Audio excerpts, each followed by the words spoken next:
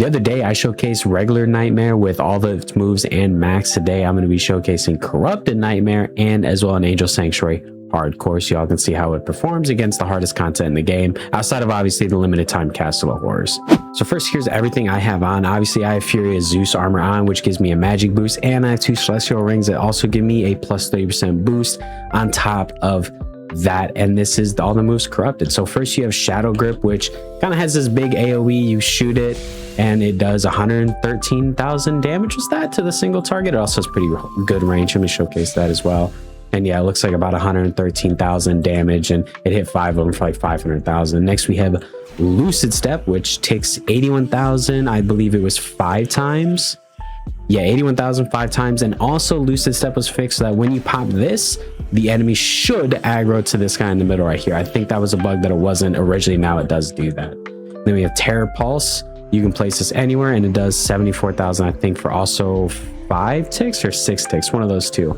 Or maybe that was 4 ticks, but it does 74,000 per tick. And then Dream Eater kind of just places on you. You can walk around with it and does 46,000 damage per tick when corrupted. And really, the bread and butter of this style, what really makes it or breaks it, is the Omen's Eye, which does 46,000 damage per a billion ticks about, and targets, from what I've seen, almost anybody it can see, anybody that's within range. And if it wasn't for that move, this element actually might be kind of bad, but since it does have this move, that kind of makes it really good. I wish what they would do is probably like nerf this move a little, just like a touch, and then buff all the other ones to make it a little more balanced across the moves. Okay, in here on hardcore, honestly, I found the Omen's Eye is just like what clears most of everything for me.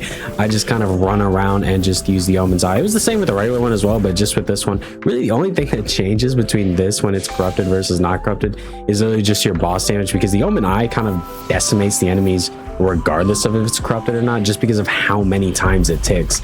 Is like, it's just insane. It's just like, watch, it just spam ticks them. So whether it's corrupted or not corrupted, it honestly doesn't really make a difference to its like clearing capacity. It's really just, like I said, when you get to the boss damage, then you kind of start to feel like that 2x. You kind of start to feel like that it's like a lot better for that. But broadly speaking, clearing doesn't really change. Just gonna run around here, absolutely decimate the entire room. And this is the hardest like content in the game, outside of obviously limited time modes.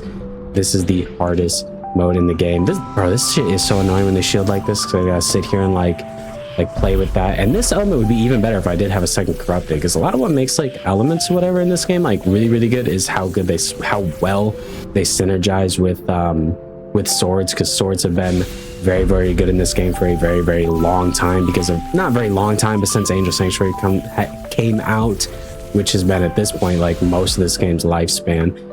Swords have been just really good, and getting your hands on a Conqueror's Blade has been really important, just because they do like they're like the strongest things in the game. So how well an element kind of like synergizes with that is like half of what makes an element really well. I think that's part of the reason why like Phantom is still very good, is because Phantom just synergizes super well with swords. So because of the transformation, obviously transformations help with swords, stuff like that. And that's one thing this element does kind of lack, is it doesn't have a transformation or an M1, which is kind of unfortunate. The M1 also helps with the DPS a little bit. I'm not sure how much I like the element. Personally, my favorite's always been like, oh, actually, I'm kind of low on health here. I've been like just like kind of just running in willy-nilly. I might have to lock in for the boss, because I'm also going in on this at low health. Thankfully, you can use this to kite them. This is my favorite use of that guy's ability.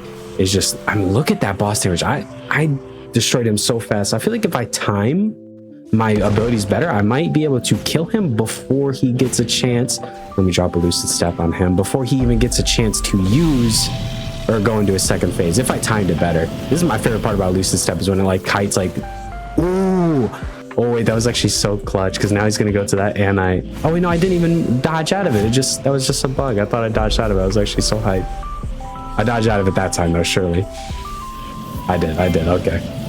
That was not bad clear time, 246. And yeah, that is Corrupted Nightmare completely showcased against Angel Sanctuary and the test dummy. If the game starts to do well enough, I will drop a tier list about the best elements in the game and where I rank them all now. Mostly things really haven't changed too much, because there hasn't been really all that much balancing since the game has been getting updated, but Nightmare is new, and I know a lot of people are curious about that. Broadly speaking, I think it's just kind of a middle of the pack element. I don't think it's one of the best, but I also don't think it's one of the worst. But I think it's really hard carried by one move, and I think like nerfing that one move and then buffing all the others a bit would be nice.